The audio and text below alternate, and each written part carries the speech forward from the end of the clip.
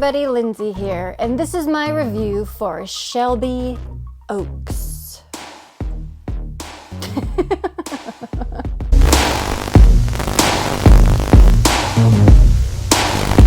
Happy Halloween, everybody. I hope your spooky season is going spookily.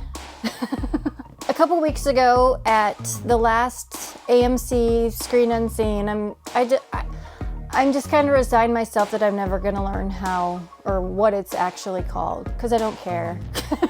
Screen Unseen, Unscreen Scene, the secret screening that AMC theaters do, or at least my AMC theater does every Monday. I only go to see the rated R ones, and I was very excited when I went a couple weeks ago and it turned out that they were showing Shelby Oaks. There's a lot of hype around this movie. There was a lot of hype. It's made by Chris Stuckman, YouTuber, movie review YouTuber, does kind of the same thing I do, but it's just way more popular, and he made a movie. The advertising around it said it's the new voice in horror. We'll put some of the pull quotes in here to show just they were hyping this motherfucker up like crazy. And any kind of studio promotion is going to be a tad hyperbolic, so I never put much stock in them.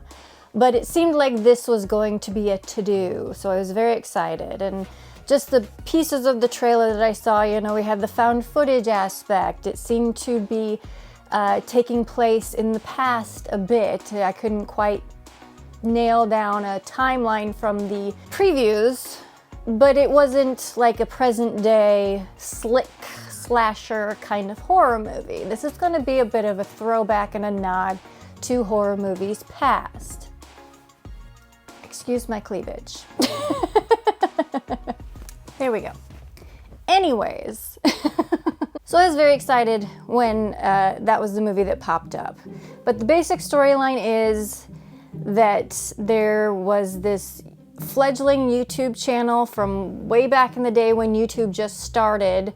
So mid-2000s, mid to late early 2000s, and they were this paranormal group called the Spookies or some shit like that. I don't remember.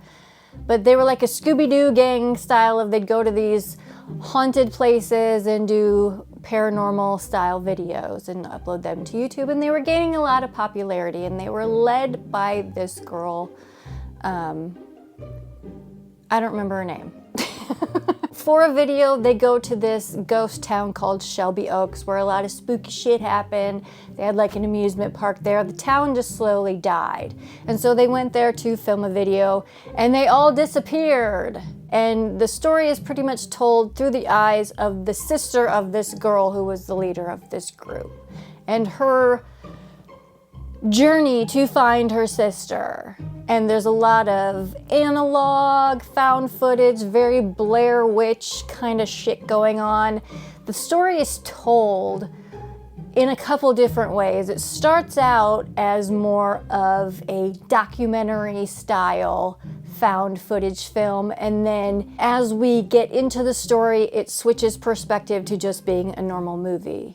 It's not couched in this documentary, but then it switches back to that at the end. While I appreciate the creativity of that, it kind of made things a little confusing at the beginning, especially when it came down to the timeline, because for me, I was very confused about the timeline until they blatantly said how many years had passed at the end, because through all I'm like, all this happened, what kind of time frame are we working with here? Because I was unsure until they blatantly said it towards the end. And maybe I missed it, maybe I didn't, I don't know, but I was very confused about how many years had passed since they went missing, what are we working with here? This was a crowd-funded movie as well. It started out as a crowd-funded movie and then it got picked up by a major studio.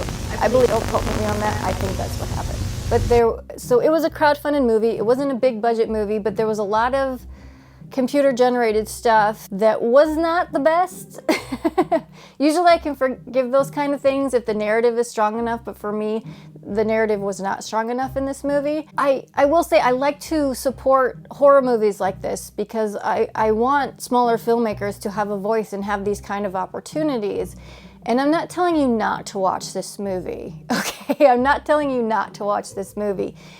it really sucked me in at the beginning with the documentary style stuff and the found footage stuff and the analog things going on.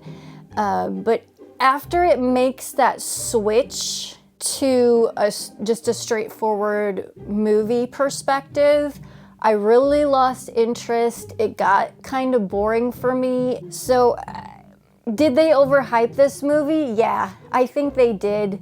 Because I didn't hate it, but I'm just kind of like, okay, awesome, I saw it. I don't think it's going to have any kind of lasting impact or lasting legacy. As far as like styles of movies or what was contained within the film, it might have some impact as far as lesser known or smaller movie makers, you know, getting picked up by a more major studio. I hope that happens more. But I just wasn't that impressed by this. And maybe it was due to the marketing of hyping it up so much. I don't know. The promotional campaign and the advertising was done very well, in my opinion, but it didn't live up to it. It just wasn't anything surprising or new or fresh or anything like that. It was just a lot of what I had seen before, kind of regurgitated into a different story. So I was not blown away by this movie at all. I don't want to tell you not to go see it because there's a few cool things in there, especially the beginning. The first maybe 20, 30 minutes really sucked me in, but then it just lost me after that. So yeah, those are my quick and dirty thoughts on Shelby Oaks. I was really excited for this one, so I wished it would have turned out a little more engaging. But I will say, like, the found footage stuff is done really well, and the documentary stuff at the beginning is done really well. But the rest is just kind of